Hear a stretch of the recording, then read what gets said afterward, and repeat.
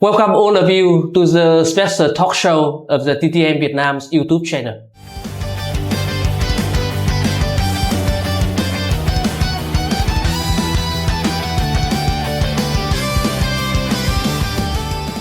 As you know, TTM Vietnam's talk show is a place where we decode all of the most practical trade problems.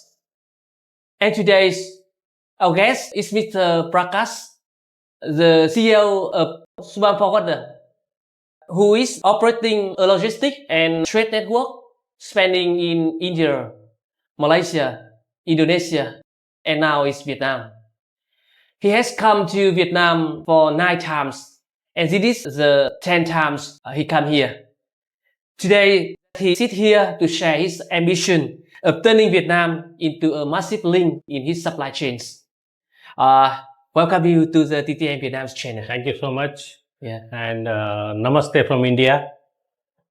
Thank you so much for inviting me to TTM Vietnam Talkshow.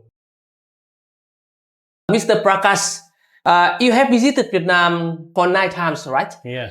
So, compared to your first time that you come to Vietnam, what surprised you the most about the development of Vietnam economic situation?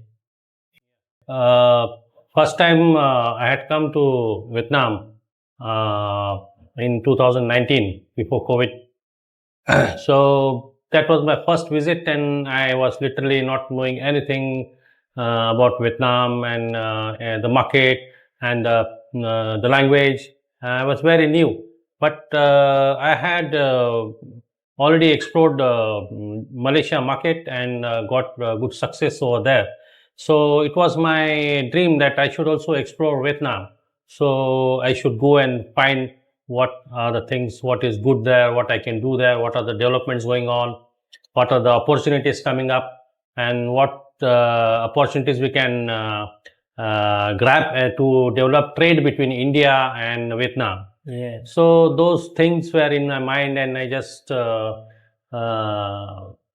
came to Vietnam and to find out what was there. And the basic thing, since I'm a forwarder, I'm into logistic business from last 24 years. So in my mind, I always had a feeling that I should have my office or at least a partnership company in Vietnam where I can do logistic services from Vietnam also, as I do in India. Yeah. So that was my first visit, and I just meet some BNI members here and had some meetings and found out some forwarders here and got to know about how things work here. But that time the situation was different, and there was not so much as competition as it is now. Yes. I can see a lot of changes. Yes. In my last 10 visits here. Yes. Almost. So starting from there, I just then due to COVID, I could not come back to Vietnam. Then first time I came again in 2023. Yeah. So in 2023, I came to explore about my logistic services again, and I had a new thought that time about doing trading. Yeah. So I found out there are various opportunities of doing trading in fruits, vegetables, and about wood products like plywood, MDF, veneer, and so many other products. Yeah. So I had started exploring those things. Yeah. So initially we tried to develop a fruit market. Yeah. So as everyone know that Vietnam is very famous for its dragon fruits. Yeah. So we thought of doing business in India. A lot of dragon fruit is imported. So we just started contacting the farmers and the exporters, and like how we can handle, what will be the logistic cost. And we finally started doing dragon fruit containers to India. Yeah. So you are operating a network of Indonesia, Malaysia, and India partner. Why has Vietnam become a very important point for your expansion strategy at this moment? Yeah.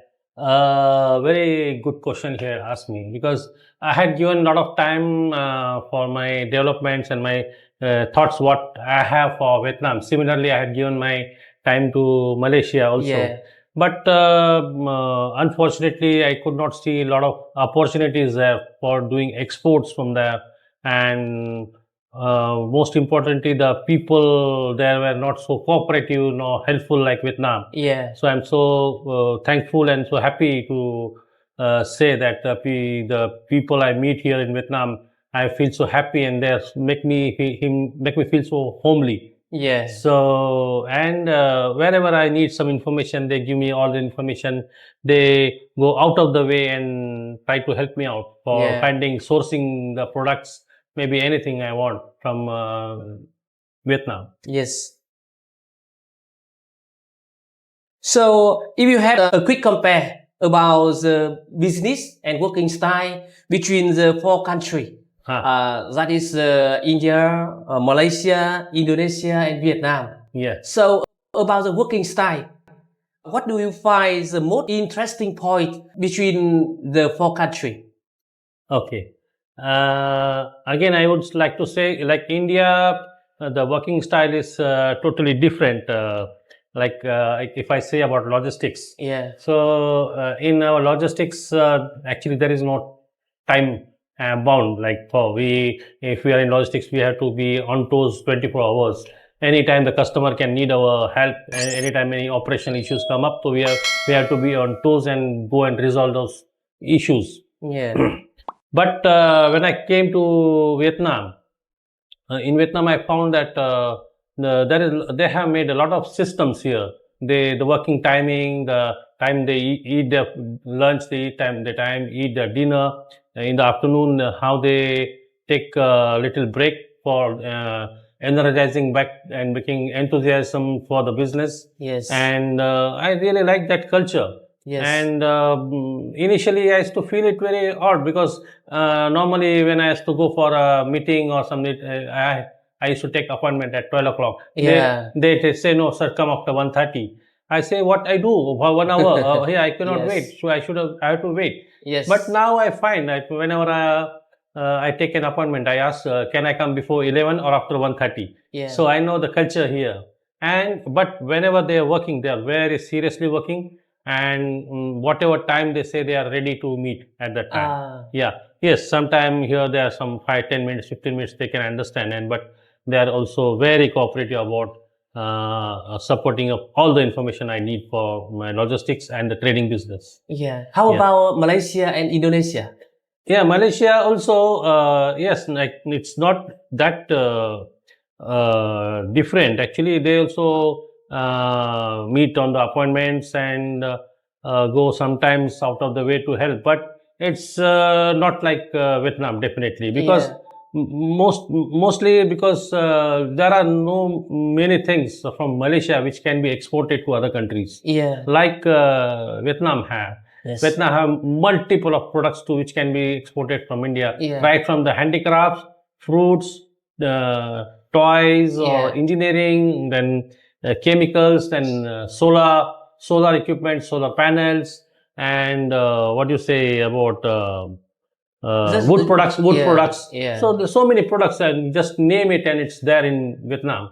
You just focus on the working style of Malaysia and Indonesia. Yeah, that's what I was saying. The working style of Vietnam is totally different as compared to Malaysia and Indonesia, and timings are also different. And I really appreciate the way they work, and they cooperate on the working hours time. Yeah. But if we have some very important work on Saturdays, they strictly say Saturday we do not work, or if we work, we can work only up to lunch hours. Yeah. After that, they will not entertain but so we are also ready with the things that we can do this or we cannot do this. So we are very focused and very crisp about our planning. Oh, okay. Yeah. So that's very nice about Vietnam, actually. Yes. So, from the perspective of a high experience logistics CEO, how do you position Vietnam current status in the Southeast Asia now? Yeah. Vietnam is actually a very much developing now, like so many ports coming up now. Recently, we got the information from Da Nang port. They are developing, they are connecting many countries. Yes. Yeah, making very useful for the shipping trade. Yes. And taking into consideration about Ho Chi Minh City and Hanoi, this trade has developed so much because the ports here are so equipped, and the vessel transit is also so fast from Yes. here, so that we can connect to many countries from these two major places. Yes, there is a lot of business also from Da Nang, but comparatively, Haiphong and Cat Lai and Kai Mep is having more volume of containers. Yeah. Yeah. So this about the trade as of now. Yeah. Yeah. As I know that your company focus very strongly on trading, especially for the fruit. Yeah. So you have a very strong portfolio in exporting fruit from India Yeah. to some countries such as Indonesia or Malaysia. So why is a large fruit consumption in Vietnam? It's still not your fruit export destination. Yeah, I mean Vietnam. Vietnam, Yeah. Actually, we are exporting fresh grapes from India. Yeah. It's my hometown where I am born, brought up. It's called Nasik, where the grapes are grown in very nice way. So we export grapes from Nasik to various countries like Malaysia, Europe, sometimes to Singapore, Thailand, and also some containers go to China. Yes. So looking at that, we also tried, we had some customer here who was very interested to import grapes from India. Yes. So he tried a lot. He's a very big importer in Vietnam. So he all the way came to India. We went to the farms. He liked the product. He liked the grapes. So, but unfortunately, Vietnam government did not give the import permission for importing Indian grapes to Vietnam. Yeah.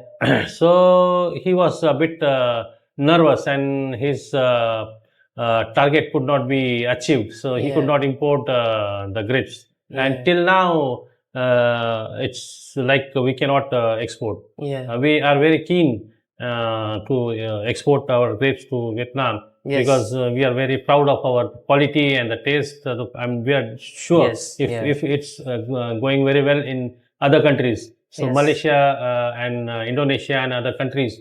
So Vietnam will also love and the taste of our grapes. Yeah. So we look forward.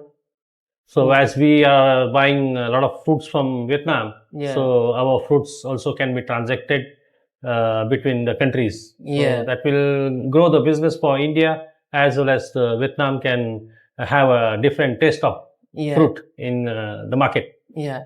Besides your specialization of fresh grape, do you think that India have other fruit that can export to Vietnam?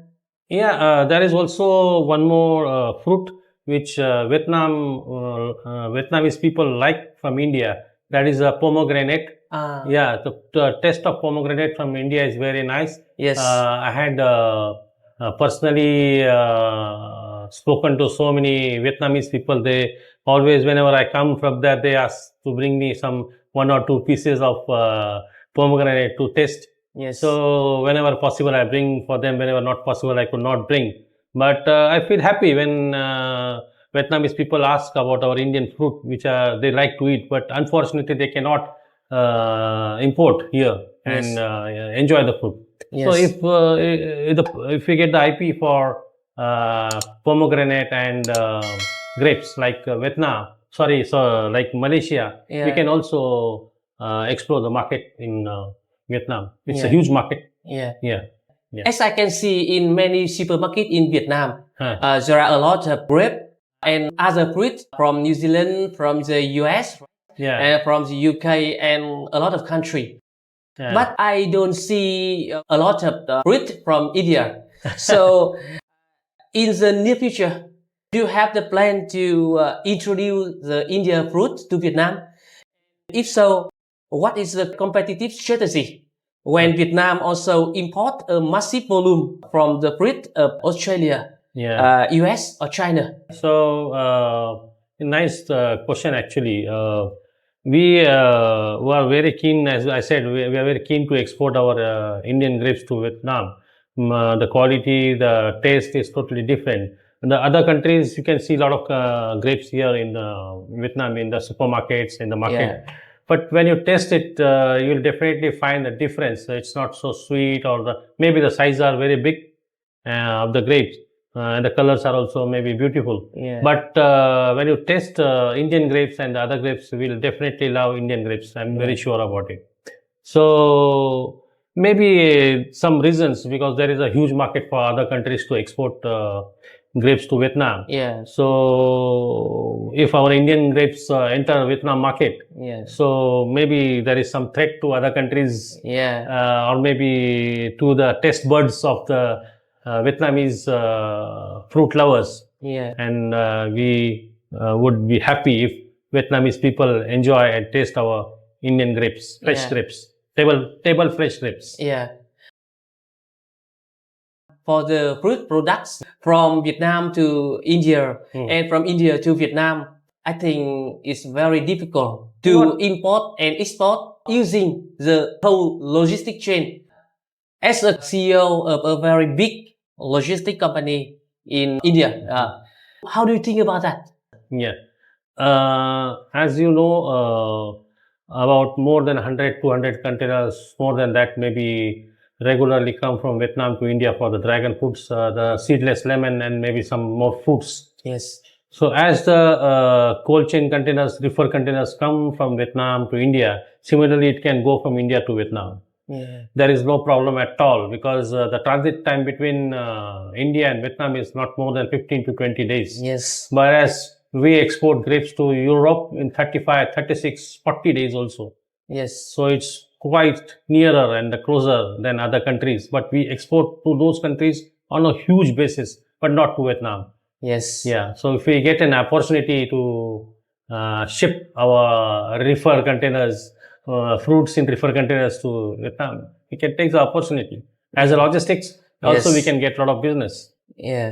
Besides agriculture products, for the previous time, you have told me that you are also the partner of some big company in Malaysia that is focusing on petrol and gas.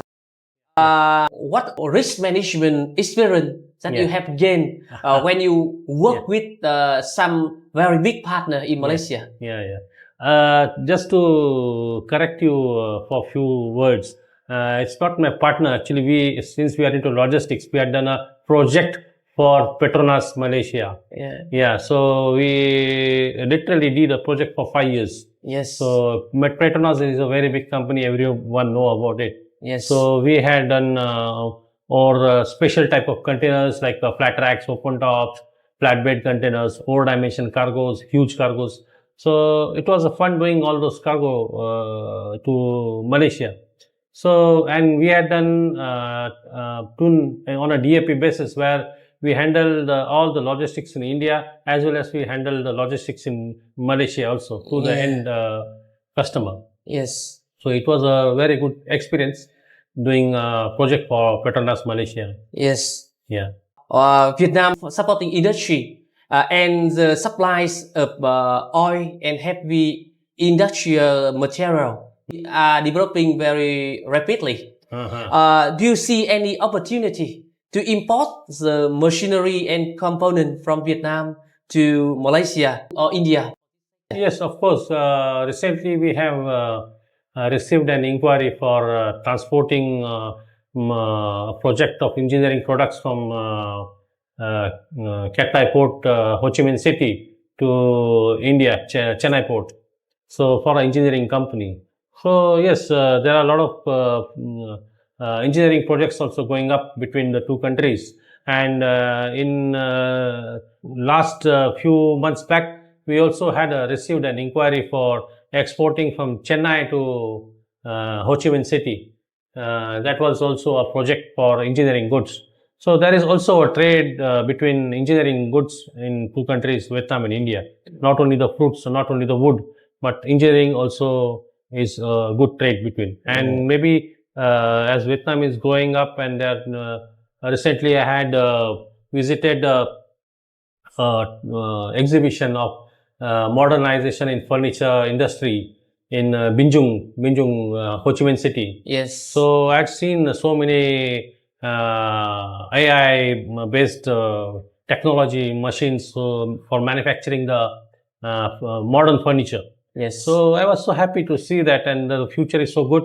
So if with the pace we keep with the pace of development, we expect a lot of business between two countries. Yeah. Yesterday you told me that you come to Bắc Giang province, right? To search for veneer and plywood.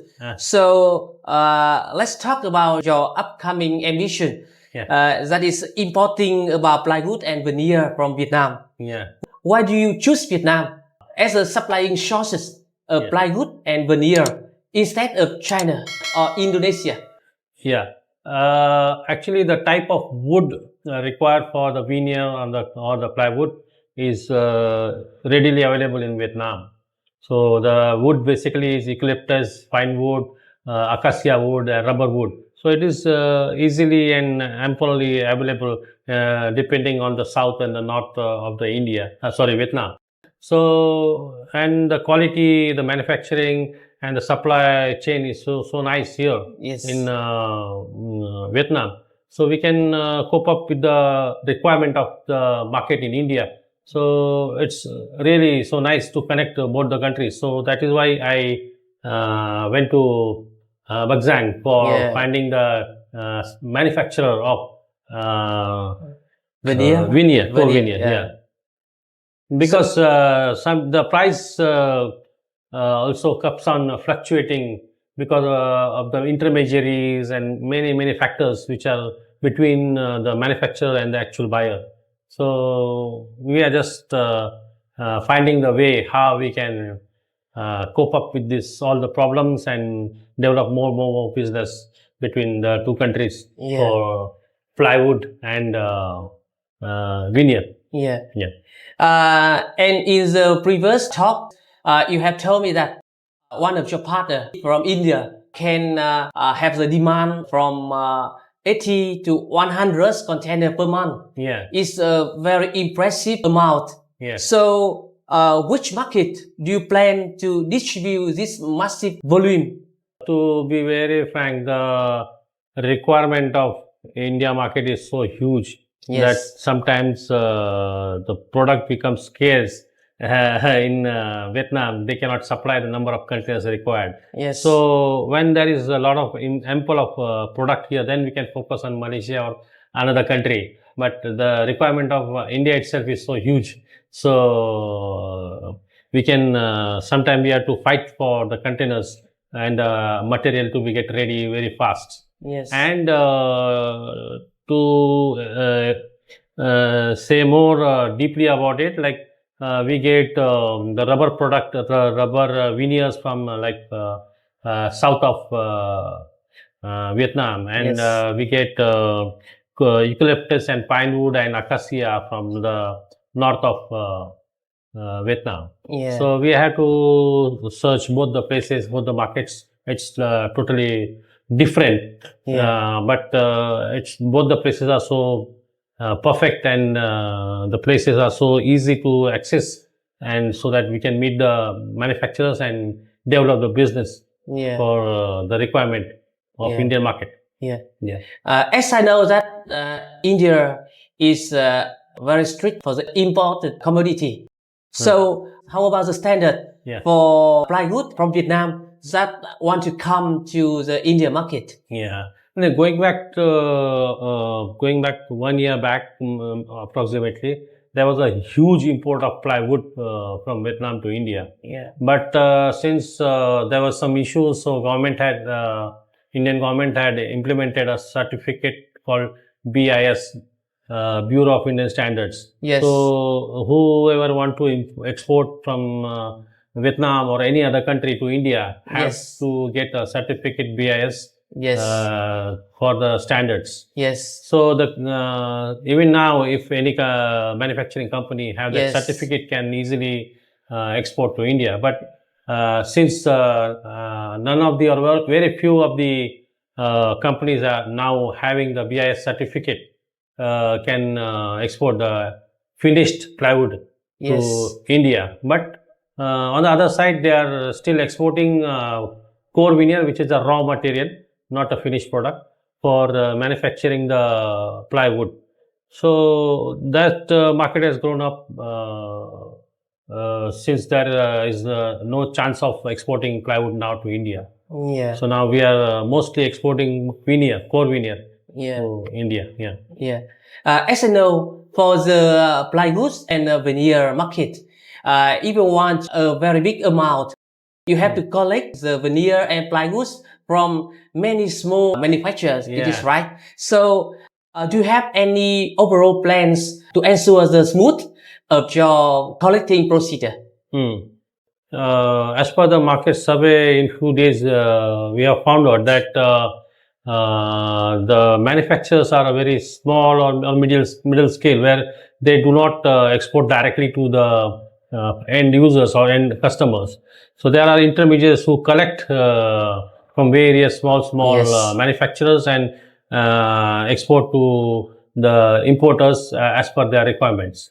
So we are trying to find intermediaries where they can collect the best quality of the veneer from the market and export to India.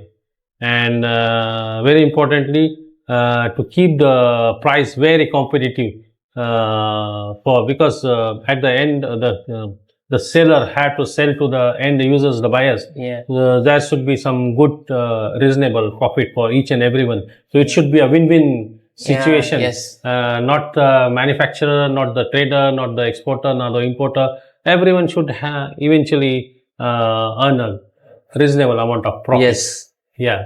So that's my thought and my plan to execute. For Yeah. everyone should be happy. Yes. Yeah. As the CEO of the very big company in India, from the logistic view, so you see, from 80 to 100 Yeah. container per month for Yeah. your demands Yeah. is a very huge amount. How can you solve that problem of shortage of container in the picking season? Yeah, for that actually we have to keep the plans ready and give the planning to the manufacturing companies and also the shipping lines. If it is rushed, like we want to, if it is late and they want to load 50 containers or 20 containers on one vessel, that's become a problem because everyone want to load and the number of vessels are also limited. Yes. So it's always a problem of loading. Yeah. And it happens during some specific time of, because everyone want to finish up their targets. Yes. So that time it's a problem for loading, but it's for a short period only, not for always. So this is actually because as you can see, earlier there were so many shipping lines, many shipping lines having competition, but now the number of vessel operators and the shipping lines have curbed very little. You can just name the shipping lines on fingertip. Only those shipping lines are available who can ship the cargo between the countries. Yeah. So that has reduced the number of voyages between the countries. So the number of voyages are reduced, so number of containers also reduced. Yes. So that's the problem. Yeah. So anyway, but it can be resolved. Eventually, some ways will definitely come out. Yes. Yeah. So the prices go up, prices come down. Yeah. So proper planning can help for that. Yeah. Yeah. What is the core criteria that they have to meet to become a supplier of your company? Yeah, criteria is basically they should keep the quality of the product of the veneers as per they show while they are sending at the samples.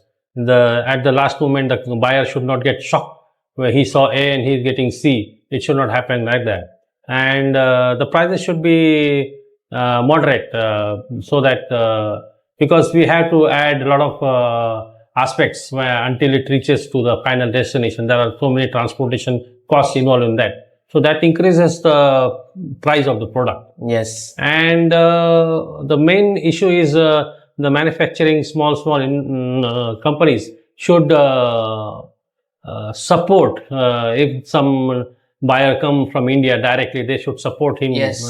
If he is a genuine buyer and he is facing some problem, the buyer only comes in such cases when they find problems in selling the product in the market, because the price is so tight, they cannot earn money or they cannot earn profit in it. So they cannot do the business also, they cannot go away from the market. So they feel that if they come directly to the manufacturing companies, maybe not the small, but the middle or the higher level of manufacturing companies. So those manufacturing companies should take into consideration and try to export directly to the buyers. Yes. Yeah.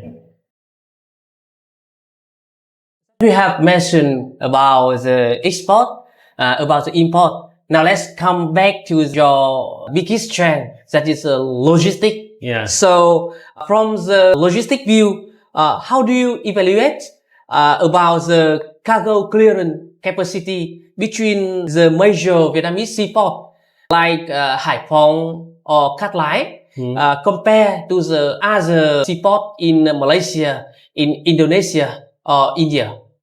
Custom clearance Capacity. Yeah.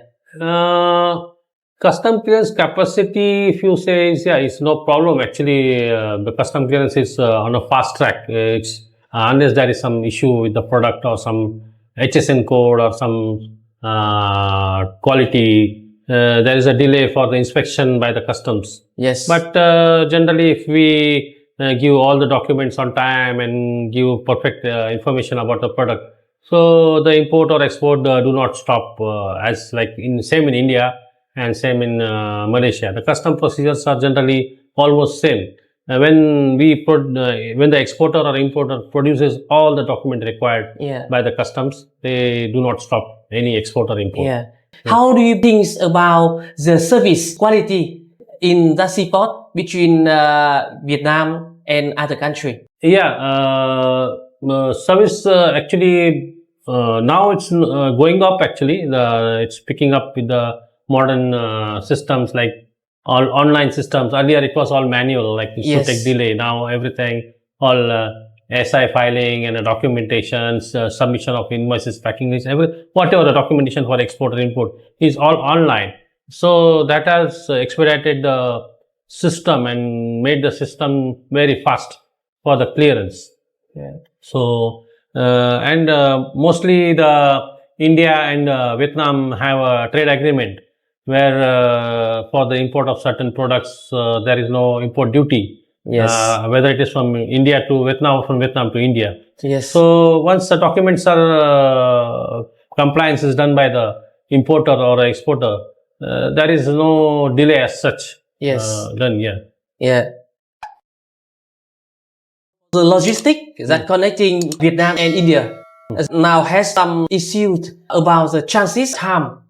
So how does your team do to shorten this time for your customer? Yeah, actually there are very few lines which go directly from from its major problem is from Haiphong. Yes. Most of the vessels to India from Cát Lái or Ho Chi Minh City are direct to India. Yes. But from Haiphong, very few lines go direct. They are always transshipment ports via Koh Tang, via Singapore or some other port. They are transshipped and then go to India. So that increases the transit time. But looking at the schedule of vessel and the scarcity of vessels, they have to connect all the ports and then also grasp all the businesses from all the ports, all the countries. Yes. So they have to route the vessels on those way. The shipping lines have to. Yes. So maybe in future, maybe near future, there will be some options and they can fly the vessels on the direct basis, port to port. Yeah. Yeah. As I know that your logistic company is a well-known company in many countries. Yeah. So, for the long-term strategy, does your company intend to have a logistic hub or private warehouse in Vietnam in the near future? Yes, definitely my dream or my plans are as such. But recently we have already done a, partnership with a Vietnamese company who are very much helpful to us, and they are helping us to fulfill our dreams for Yes. all logistic. Yes. So they give a backup for all staff and maintenance and everything, documentation. So it's like working in India itself. Like working in Vietnam for me is like working in India. It's no difference. So I'm very thankful to Vietnamese what do you say, businessmen, businesswomen, business young generations. So they Yes. cooperate in a very good way to Yeah. develop the business. Anything whenever comes in about business in Vietnam, everyone is ready to help out for business. Yes. Yeah. So, about the technology that applied in the logistic system, Yeah. can I know more about the technology that India logistic company are applying, especially the technology that your company are applying? Yeah, like earlier in the olden days, we used to just call on the telephone and take the booking, for example, Yes. or some issues. We used to just call the shipping line and get it resolved. But nowadays, due to the modern technology, everything has become online, like putting the booking to the shipping lines, getting the booking from the shipping lines, Yes. filing the shipping instructions, filing for the Form 13 for getting in the containers, and a lot of things like for the weight, we have a specific format for declaring the weight. Yeah. So all those things are all online nowadays. Yes. Earlier we used to physically give the documents to the shipping line. So now everything is online. So just we can submit through the system, and once it is submitted, we get things done very properly. No need to run around with the documents here and there nowadays. Yeah. So the technology has really helped the shipping line in a huge way Yeah. to expedite the flow of shipping. Yeah. Let's turn back to the culture, the business culture between India and Vietnam. So, in your opinion, in order to build trust with the India partner, what do Vietnamese business people and business enterprise need to do as a negotiation table? Yeah. Firstly, as Indian, they always look for good quality of the Yes. product, which is actually not available in India, or like from any other country which they are importing. It's not available in India. So, say always look for a good quality of product along with the good price Yes. of the product. So, because the competition is so cutthroat in India, so they have to compete with the market. So they have to really cut down on the costings of Yes. each and everything. So they always stress on the part of quality and the price Yeah. with the Vietnamese business owners. Yeah. So, but sometimes some or the other way they come on the same platform and agree on the price and the quality, and then the trade is still going on, and it's going to increase huge way in the near future. Yeah. Yeah. So, in your opinion, is there any communication mistake that Vietnamese enterprise should avoid when discussing or negotiating with the Indian partner? As such, I don't think because they are so homely. Vietnamese business people are so homely. Though welcome, they treat so well when the Indian business people come here, and including me. I also always feel at home. Yes. Whenever I came to Vietnam, I never felt as alone or left over. Yes. There is always someone to take care of me, someone to guide me here, everything. Yes. So it's nothing like the Vietnamese businessman should not disclose or tell to the businessman from India. Yeah. It's nothing like, yeah, there is a small issue, like language issue is there. Most of the Vietnamese business people, they do not know how to speak English. So there is a language barrier. That becomes a little difficult for the business owners in India and Vietnam to cooperate. Yes. But there are so many intermediaries nowadays, like Google Translator, basically helping a lot. Yes. And some of the new generation of Vietnamese, also the young people can speak better English. Yes. So they also help the seniors to be as a translator and translate between the languages. Yeah. So slowly, maybe this barrier also go away in future. Most of the young generation will grow up with the business and they'll speak very better English. Yeah. Yeah. So that's all. There is no other barrier, I hope, other than the language. So, can you share with us the three main words that you think about Vietnam? Yeah. Beauty of nature. Yes. Honesty. Yes. And tradition. Yes. The Vietnamese follow for each and every functions. It's amazing. No words to express actually. And patriotism they have for their country, specifically on the Independence Day. Each and everyone, a small child to a very old person, wearing a flag or carrying a flag or putting a tag of flag on the face or on the hand. Yes. I appreciate and I really love about it. So whenever I go around, I see all those things and feel really happy from inside. Yes. About Vietnam. Yeah. Yeah. So these all things also attract me towards Vietnam and feel like doing business from Vietnam. Yeah. Okay. So thank you very much for the conversation today. Yeah. It is very helpful for not only Vietnamese business community, but also the businessmen from all over the world, I think. And I hope that all of your plan, all of your intention and business ambition that you want to work with Vietnam, that you want to bring for Vietnam will become true in the near future. Thank you so much. Just for the closing of this topic, I just wanted to say one thing about the Vietnamese importers and exporters. We are the logistic company from India, having behind a lot of experience and expertise.